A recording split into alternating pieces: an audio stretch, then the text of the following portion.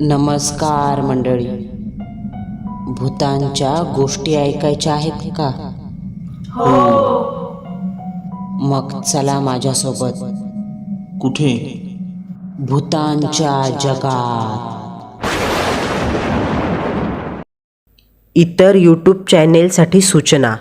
आपल्या भूतांच्या जगात या चॅनेलवर प्रकाशित होणाऱ्या सत्य अनुभवांचे कॉपीराईट चॅनेलकडे असून कोणत्याही हिंदी अथवा मराठी चॅनलने विना परवानगी येथील सत्य अनुभव त्यांच्या चॅनेलवर प्रकाशित करू नये.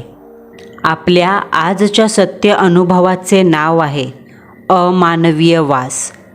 सदरील घटना 2000 साली डोंबिवली शहरात घडली असून हा अनुभव आपल्याला हसीना रियाज पठाण यांनी पाठवला असून सदरील प्रसंग त्यांच्या बुआ की बेटी के साथ हुआ है.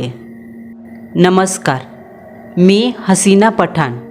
आज या घटनेला करीब 25 वर्ष उलटून गेलीत, पण ईद जवळ आली का आपसूक मला ही गोष्ट आठवल्याशिवाय राहत नाही. कारण ईदच्या दिवशीच रुकैया आमच्या घरी आली होती आणि त्यावेळी तिची अवस्था मौतसे बदतर होती. हिला काय झालंय असं जेव्हा मी आमच्या खालाला विचारलं तेव्हा तिने आणि खालाने आम्हाला ही आपबीती सांगितली, जी ऐकल्यावर मी तर मनातल्या मनात रुकैया जिवंत तरी कशी, मी तर मेलेच असते हा विचार केला. तोच भयावह प्रसंग आज सांगत आहे. रुकैया कुरेशी, वय वर्ष 26, डोंबिवली शहरातील रहिवासी होती. घरामध्ये अब्बू उमर कुरेशी अतिप्रमाणात दारूचं व्यसन करत असल्याने 5 वर्षा अगोदरच लिव्हर खराब झाल्याने मयत झाले होते. आता परिवारात आपलं म्हणून घेणारं कोण असेल तर ती फक्त आई फातिमा कुरेशी. संसाराच्या आयुष्याचा गाडा चालवण्यासाठी दोघी मायलेकी काम करायच्या. फातिमा लोकांच्या घरी धुणी भांडी घासायचं काम करायच्या, तर रुकैयाला मुंबईत एका शहरात नोकरी लागली होती. कामावरून येता जाता तिला खूप उशीर होत असे, इतका की रात्रीचे 10:30 पण वाजायचे. मित्रांनो, या दोघी मायलेकींची सध्याची परिस्थिती जरा बिकटच होती. त्या एका चाळीत राहायच्या.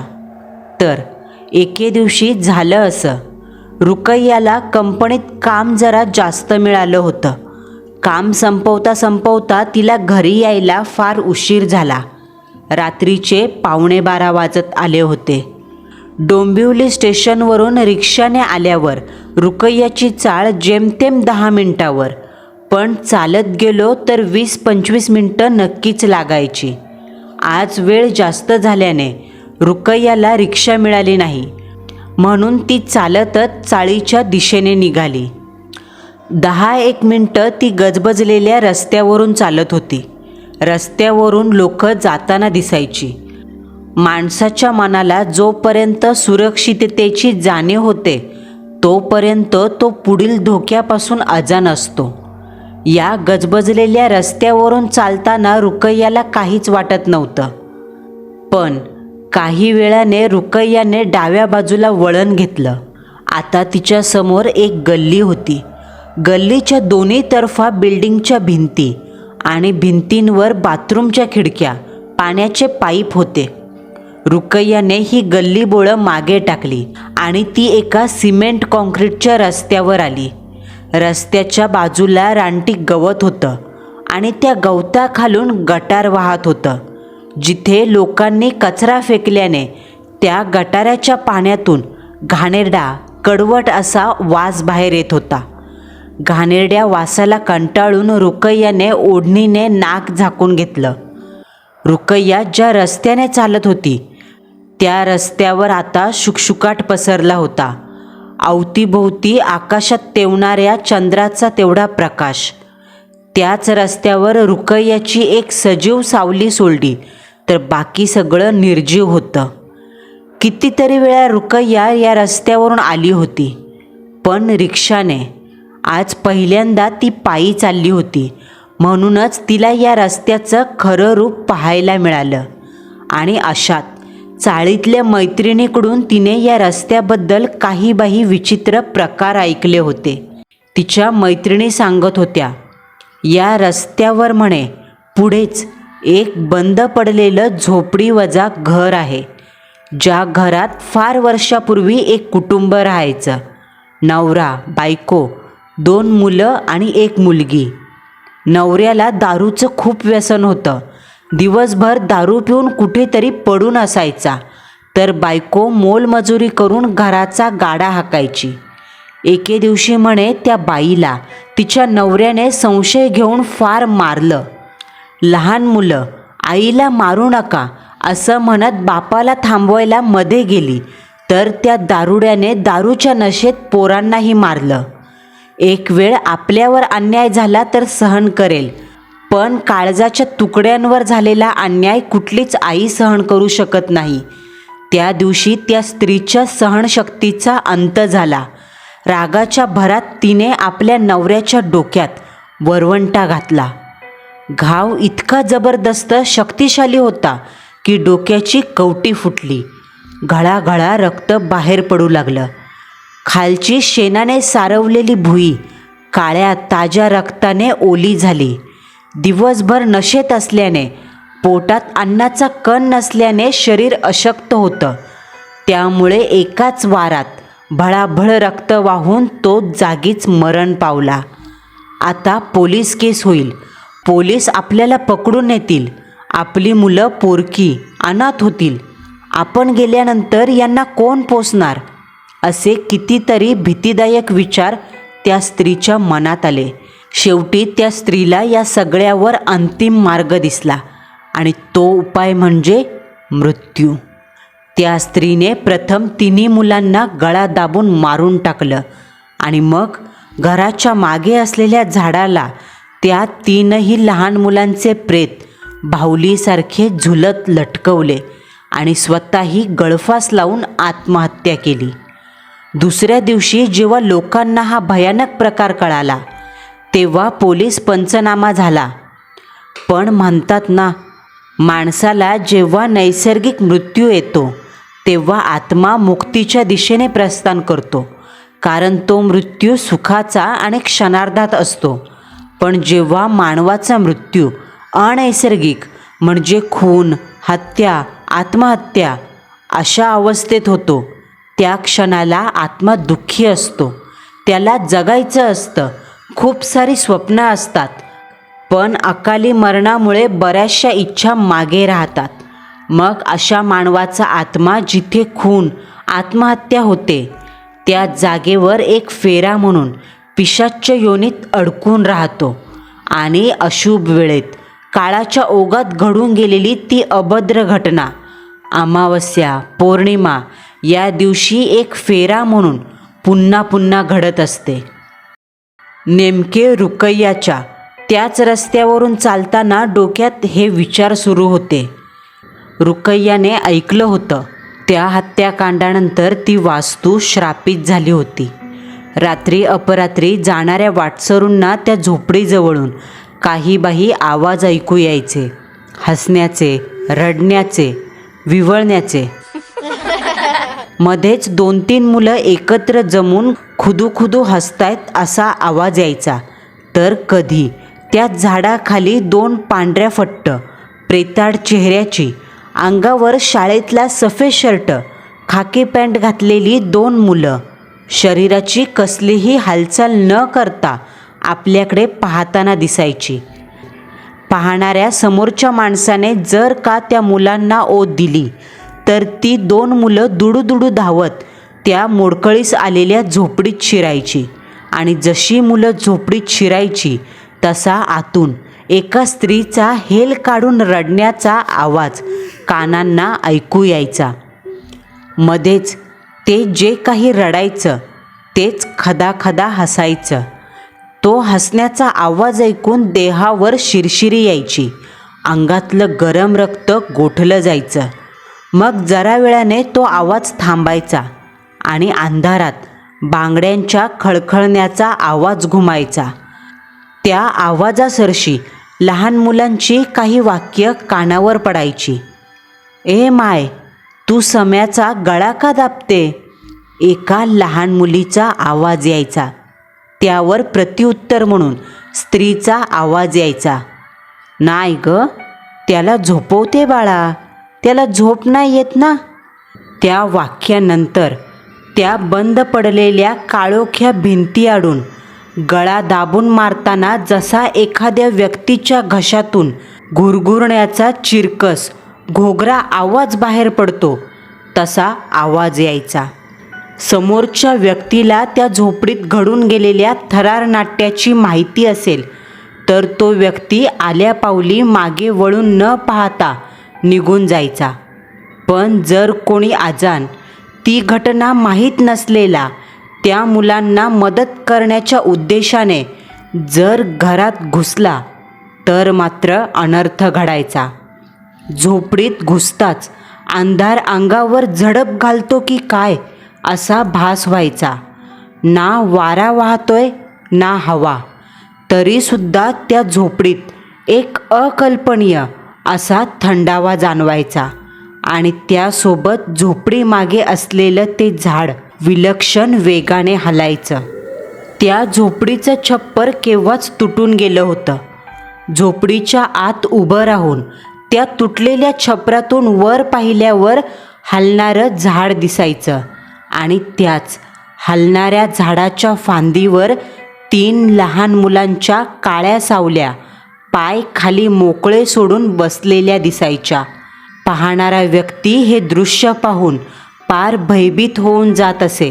घाबरगुंडी उडाली की तो माणूस पळून जायचा. चाळीतल्या मुली बायका जेव्हा गप्पा मारायला बसायच्या तेव्हा असे बरेचसे अनुभव रुकैयाने ऐकले होते. पण या सर्व अनुभवांमध्ये किती तथ्य सत्यता होती हे मात्र तिला ठाऊक नव्हतं. पण आज तीच वेळ होती. आज पौर्णिमेची रात्र. आजही तो फेरा सुरू होणार होता. सिमेंट कॉन्क्रीटचा तो रस्ता मेलेल्या निर्जीव सापाच्या मड्यासारखा जमिनीवर दूर दूर पसरला होता. त्याच रस्त्यावर चंद्राचा प्रकाश पडल्याने त्याची कांती सापासारखी चकाकत होती. रुकैयाच्या मनाला आता धाकधूक लागली. फक्त 2 मिनटं चालून झाल्यावर काही अंतरावर ती जागा येणार होती. ती 2 मिनटं अगदी 2 सेकंदासारखी निघून गेली. रुकैयाची विस्फारलेली भयग्रस्त नजर हळूहळू डाव्या बाजूला वळाली. तिच्यापासून 50 पावलावर ती भग्न अवस्थेतील 4 भिंतींची तुटलेली झोपडी दिसत होती. त्या झोपडीचा निळा दरवाजा अर्धवट तुटून दारुड्यासारखा लटकत होता आणि त्यातून आतला गहिरा अथांग असा अंधार नजरेस पडत होता.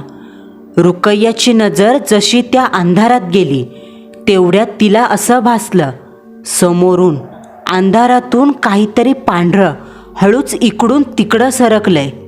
काहीतरी आपल्याला पाहून दडून बसलंय. घडलेल्या या घटनेने रुकैयाची उत्सुकता चाळवली. डोळे बारीक करून ती त्या अंधारात पाहू लागली. झोपडीच्या भिंती जणू तिला आपल्याकडे येण्यासाठी भाग पाडत होत्या. रुकैया जणू त्या वास्तूने मोहित झाली. कारण आपल्याला घरी जायचंय, उशीर होतोय, या सर्व गोष्टी ती विसरून गेली आणि हळूच तिने एक पाऊल पुढे टाकलं. ती एकटक चालत त्या श्रापित वास्तूच्या दिशेने जाऊ लागली. मन कुठेतरी सांगत होतं, नको जाऊस, धोका आहे. परंतु शरीरावरचं जणू नियंत्रणच ढासळलं होतं. सर्व शरीर दुसरंच कोणीतरी नियंत्रित केल्यासारखं झालं. रुकैया हळूच एक एक पाऊल टाकत त्या वास्तूपाशी आली. तोच तिच्या सर्व देहाला झटका बसला. सर्व शरीर पायाच्या तळव्यापासून मेंदूपर्यंत शहारलं. डोळ्यांच्या पापण्या बंद करून पुन्हा उघडल्या गेल्या. इतका वेळ ती जणू संमोहित झाली होती. कारण जसे तिने डोळे उघडले, समोर अगदी हाताभराच्या अंतरावर तिला झोपडी दिसली. आपण इथे कधी आणि कसे आलो हे समजायला मार्गच नव्हता. मंडळींनो, या घटनेने रुकय्याच्या मनावर भीतीचा पहिला वार झाला. आजूबाजूला गटारं होती. त्या गटारांचा घाणेरडा वास नाकाला झोंबत होता. वांती व्हायला पाहत होती. पण आश्चर्यचकित करणारी गोष्ट अशी का हा वास अचानक जाणवू लागला. ती जेव्हा चालत इथे आली तेव्हा असं काहीच जाणवलं नाही. खरंच रुकय्या संमोहित झाली होती, ज्याने बाह्यस्पर्श, संवेदना, वास काही काळाकरता खंडित पडले होते. येथे या अभद्र जागेतलं वातावरण एका अनैसर्गिक शक्तीने भरल्यासारखं वाटत होतं. अचानक त्या शांततेत कुठून तरी कुत्र्यांच्या भेसूर रडण्याचा आवाज कानावर येऊ लागला. झोपडीच्या पाठीमागे हिरव्या पानांचं 10-12 फूट उंचीचं झाड होतं. त्या झाडांची पाने सळसळ करत हलू लागली. सर्व झाड 2 सेकंदासाठी खालून वरपर्यंत हललं. रुकय्याची विस्पारलेली नजर त्या झाडावर खिळली. ना हवा सुटली होती ना वारा. मग ते झाड कसं हलत होतं? ज्या जागेबद्दल खूप साऱ्या भयावह वार्ता प्रसिद्ध होत्या, लोक दिवसाही तिथे जायला घाबरत होती, अशा ठिकाणी रुकय्या एकटीच उभी होती.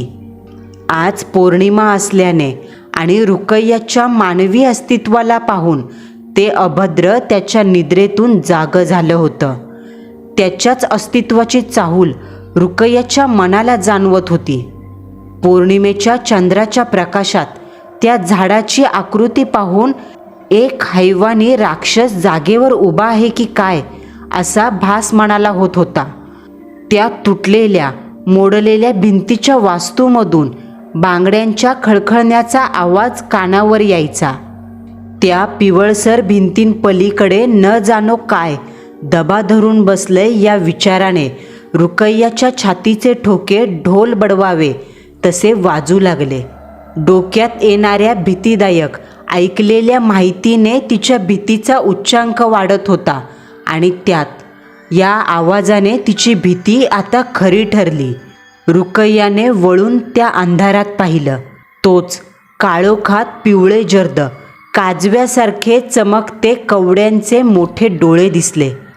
1 नाही 2 नाही तर तब्बल 4 जोड्या अंधारात चमकल्या. अचानक त्या अंधारातून हिडीस, मजा मस्करी, थट्टा केल्याचं मरकट हसू घुमलं. कोणीतरी थंडगार बर्फाचा खडा पाठीवरून फिरवावा आणि मेंदूला झिंझिण्या याव्यात तसं रुकय्याचं सर्व शरीर शहारलं. भीतीने चेहरा पांढरा पडला. ते अभद्र हसू ऐकताच रुकय्या झोपडीतून 10 पावलं मागे झाली. तोच झोपडीच्या दरवाजातून 2 लहान मुलं चालत बाहेर आली. मुलं कसली आणि कोण म्हणेल ती जिवंत आहेत? ही तर मेलेली, निर्जीव, शवागृहातून उठून बसलेले बाहुले. अंगाची कातडी थंडगार, दुधाळ. असं वाटत होतं संपूर्ण देहातलं रक्त सुकून गेलंय.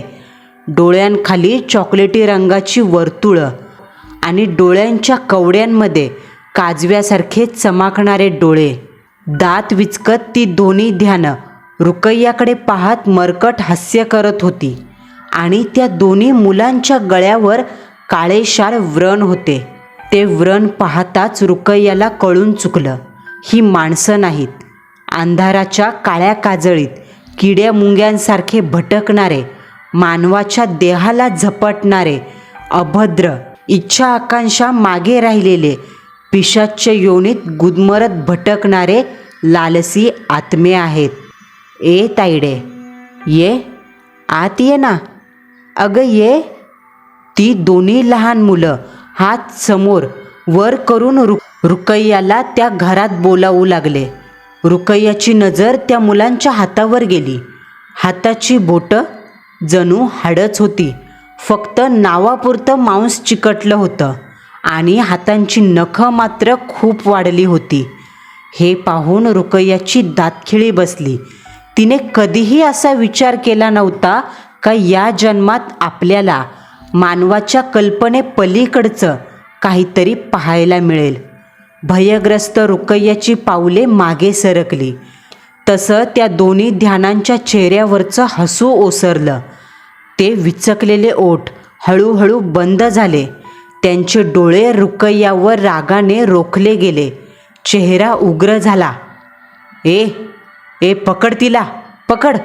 घाबरलीये बघ ती, पळतेय, पकड.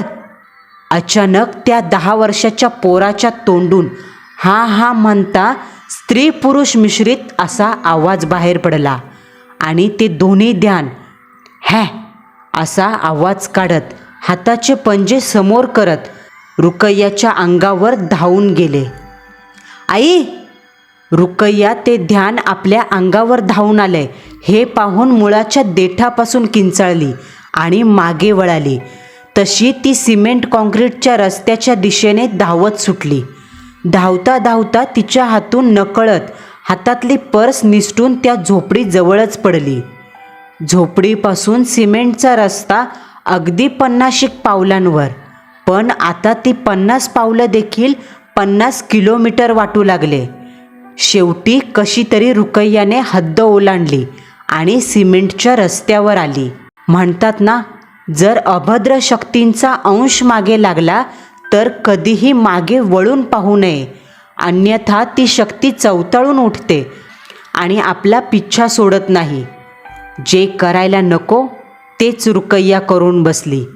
सिमेंटच्या रस्त्यावर येताच तिने पहिले धावता धावता मागे वळून पाहिलं आणि तिच्या नजरेला ते दृश्य दिसलं.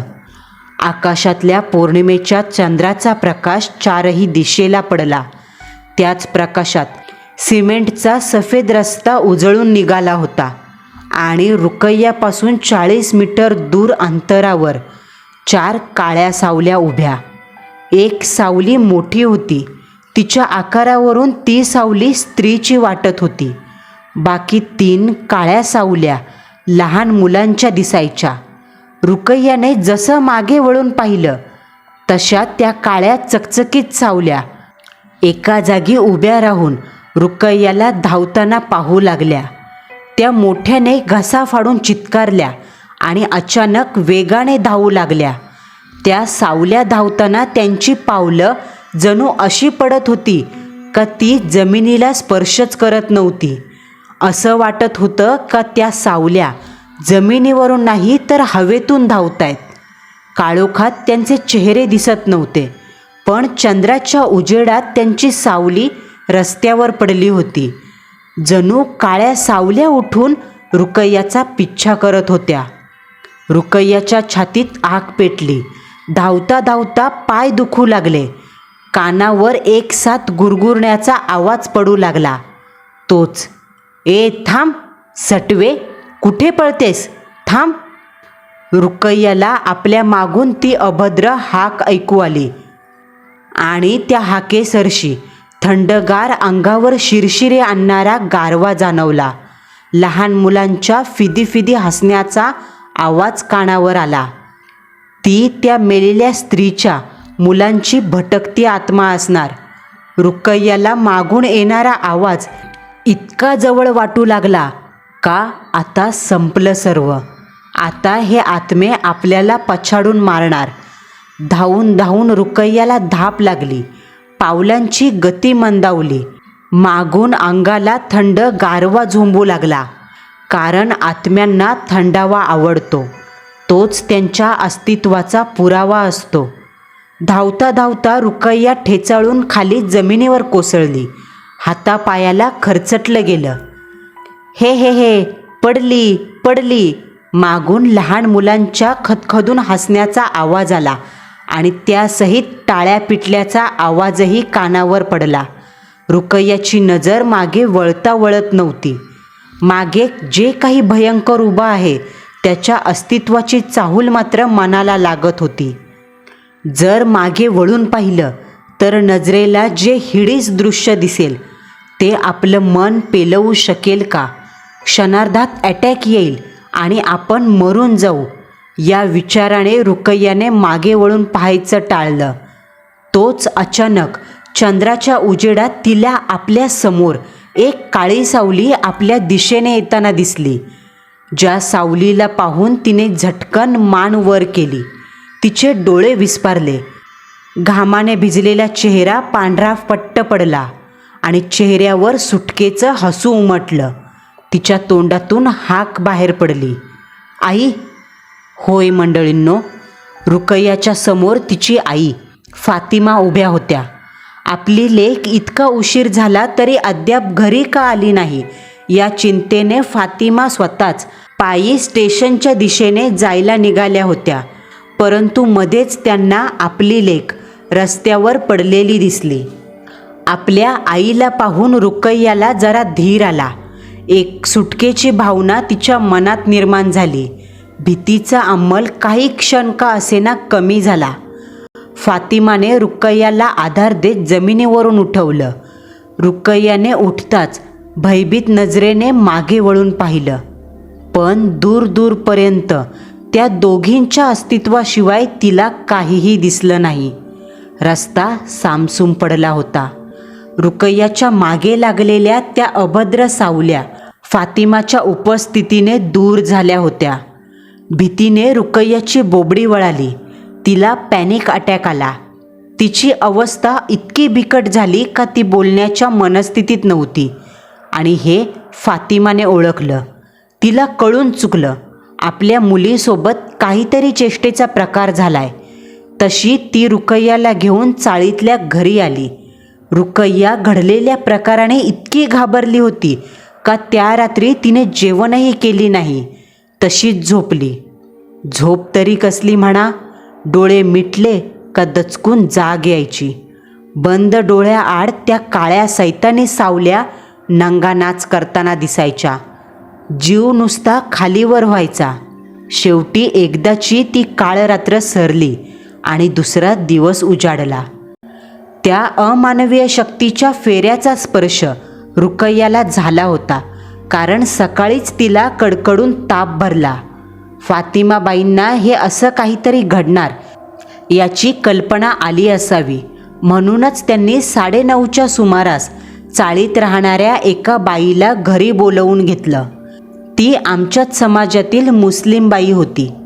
अंगात काळ्या रंगाचा बुरखा आणि डोक्यावर काळी ओढणी घालून ती आली. फातिमाने त्या स्त्रीला रुकय्यासोबत घडलेला प्रकार थोडक्यात सांगितला आणि त्या स्त्रीने ऐसा है क्या असं म्हणत मान हलवली.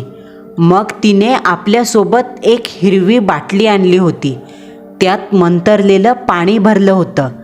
त्या हिरव्या बाटलीतल्या पाण्याने त्या स्त्रीने रुकय्याचे हात, पाय, डोकं धुतलं आणि मग एका फडक्याने तिचं सगळं अंग पुसून काढलं आणि म्हणाली, अरे वो हरामजादी और उसके 3 नालायक बच्चे अभी वहीं पे है. कल पूनम की रात थी.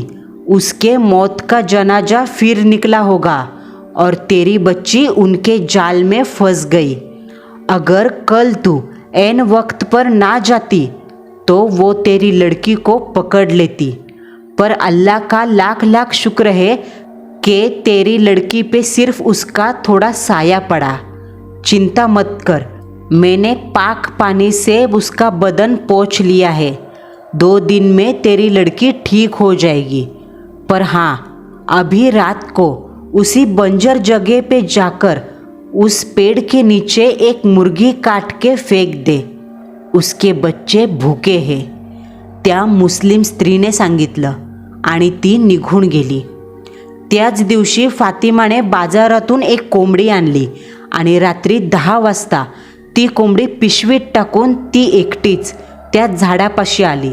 सोबत आणलेल्या धारधार चंदेरी पातीच्या सुरीने फातिमाने कोंबडीची मान कचाकच कापली आणि ती तडफडती कोंबडी तशीच त्या झाडाखाली फेकून दिली व मागे न पाहता घरी निघून आली. पण मंडळींनो, जशा फातिमा मागे वळाल्या त्याच वेळेस मागून टाळ्या पिटण्याचे, खदखदून हसण्याचे आवाज त्यांच्या कानावर पडले असं त्या सांगतात. आणि सोबतच ते आवाज तोपर्यंत येत होते जोपर्यंत त्या कोंबडीची शेवटची फडफड होऊन तिचा देह निर्जीव झाला नाही. जणू त्या कोंबडीच्या मरण यातनेवर ते ध्यान खुश होत होतं. त्यानंतरही बरेच दिवस रुकय्याला झोपच लागत नव्हती. रात्रंदिवस डोळे उघडे ठेवून फक्त पडून राहायची. कसलीही परछाई दिसली तरी दचकून जायची. त्यामुळे फातिमा खालाने तिला हाजी अली दर्ग्यात नेण्यासाठी आमच्या घरी म्हणजे मुंबईला आणलं. त्यानंतर माझे अब्बू रुकय्या आणि फातिमा खालाला घेऊन दर गुरुवारी दर्ग्यात जात होते, ज्यामुळे रुकय्या या सगळ्या संकटातून सही सलामत सुटली आणि डोंबिवलीला परत गेली. पण या गोष्टीतून मी मात्र एक शिकले, जर कुठेही अशी भग्न अवस्थेतील श्रापित वास्तू नजरेस पडली तर त्या जागेकडे मुळीच पाहू नका. काय माहीत ती जागा तुम्हाला संमोहित करेल आणि पुढे जाऊन तुम्हालाही मैतीच्या फेऱ्याचा भाग व्हावा लागेल. मंडळींनो, आपला आजचा थरारक अनुभव तुम्हाला कसा वाटला हे कमेंट बॉक्समध्ये कळवायला विसरू नका. पुन्हा भेटू. नवा सत्य अनुभव, नवा थरार.